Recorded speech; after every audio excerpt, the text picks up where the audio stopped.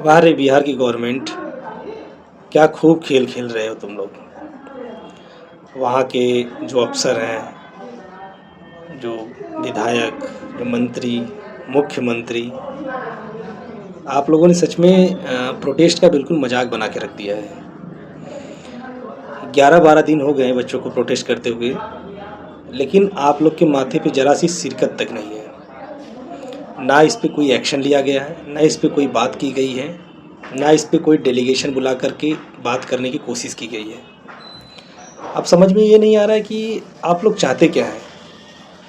क्या जो बातें लिखी गई हैं कॉन्स्टिट्यूशन में और उसके अलावा भी बहुत सारी जो एक नैतिक मूल्यों के बारे में बातचीत कही गई है, क्या आपके नज़र में वो सब बेईमानी हैं? आपके व्यवहार को देख करके, जो वर्तमान समय में आप जो कर रहे हैं उसको देख कर तो यही लगता है कि जो किताबी बातें हैं वो सिर्फ किताब के लिए ही ठीक है।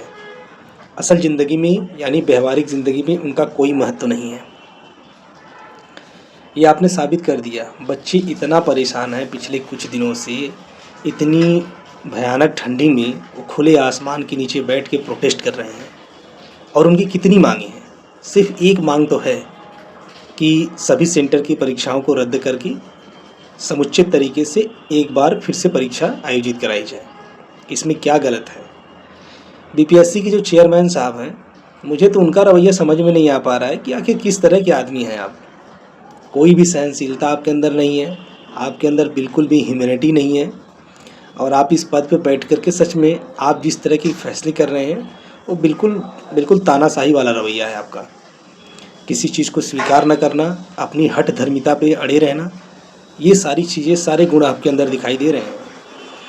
और आप बच्चों से प्रूफ मांग रहे हैं कि आप हमको प्रूफ ला के दिखाइए। ज़रा एक बात बताइए कि जब परीक्षा केंद्र में कोई बच्चा जब जाता है परीक्षा देने के लिए और जब उसकी एंट्री होती है तो सारे उसके पास तो एक ही इक्विपमेंट तो रहता है जिसको मोबाइल फ़ोन बोलते हैं, जिसे हम जमा करके ही अपनी एंट्री लेते हैं।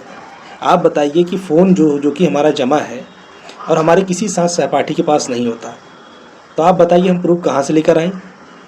ब्यूरोक्रेट्स भी आपका, पुलिस प्रशासन भी आपका, जो एग्ज़ाम कंट्रोलर थे और जितने भी वहाँ पे जो सीसीटीवी कैमरा लगे थे, ये सब कुछ आपके हाथ में है, तो प्रूफ हम कहाँ से लेकर आएँ? ये तो वही वाली बात हो गई, चित भी मेरा पट भी मेरा।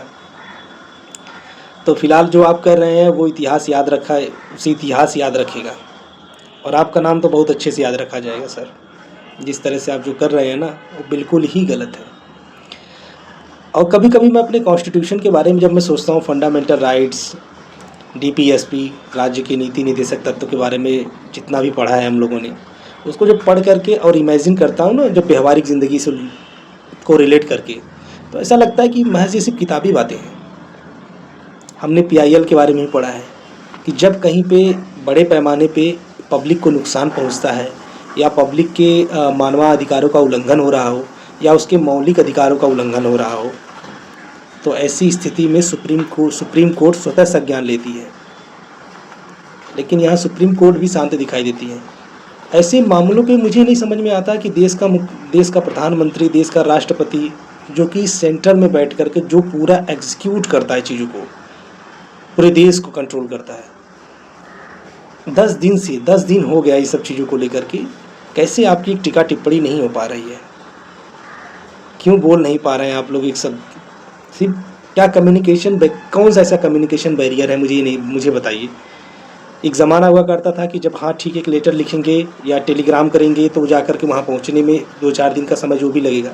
अब तो टेक्नोलॉजी है आपके पास, सिर्फ एक फैक्स कराइए, एक मैसेज वहाँ पे ड्रॉप करिए या फिर एक ईमेल करिए या कोई सिर्फ एक कॉल करना काफ़ी रहेगा और चीज़ें यूँ बदल जाएंगी। आप जो बच्चे इतने दिन से जो ये प्रोटेस्ट कर रहे हैं ना, आप ये दिखा रहे हैं और उनकी बातों को अभी तक स्वीकार नहीं किया गया है या उस पर कोई डेलीगेशन आपकी तरफ से नहीं आया। इस बात को देख करके, इन सब चीज़ों को देख करके ऐसा लग रहा है कि शांतिपूर्ण तरीके से प्रोटेस्ट करना ठीक नहीं है।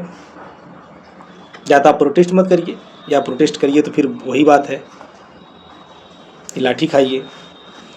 खैर जो भी है, लेकिन ये बहुत ही गंदा तरीका है बिहार के जो मुख्यमंत्री हैं। बताइए बच्चे, मैं तो समझ नहीं पा रहा हूँ कि आप करना क्या चाहते हैं। मैं बच्चों से भी ये पूछना चाहता हूँ और क्या नाम है जो पॉलिटिशियंस हैं मैं उनसे भी ये बात पूछना चाहता हूँ कि जब बच्चे इकट्ठा हो करके अपनी मांगों को पूरा कराने के लिए धरना प्रदर्शन कर रहे हैं, आप लोग ये कहते हैं कि हम वहाँ जाएंगे तो राजनीति हो जाएगी। मुझे एक बात बताइए सर कि आपकी सुबह से लेकर के आपके चप्पल पहनने से लेकर के रात में सोने तक आप हर चीज़ में सर राजनीति करते हैं और आप राजनीति के क्षेत्र में हैं और राजनीति करना ही आपका धर्म है।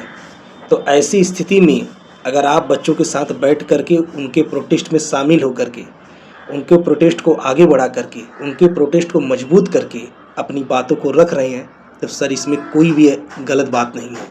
और अगर जो लोग कहते हैं इसमें राजनीति है तो हम स्वीकार करते हैं कि हाँ मैं राजनीति कर रहा हूँ, क्योंकि मैं राजनीतिज्ञ हूँ और मैं राजनीति कर रहा हूँ। ये कोई गंदी राजनीति नहीं है, बशर्ते ये एक अच्छी राजनीति है जहाँ मैं बच्चों के हित के बारे में बात कर रहा हूँ, जहाँ मैं उनके अधिकारों के बारे में बात कर रहा हूँ। तो सर मेरे नज़र में ये कोई गंदी पॉलिटिक्स हो ही नहीं सकती।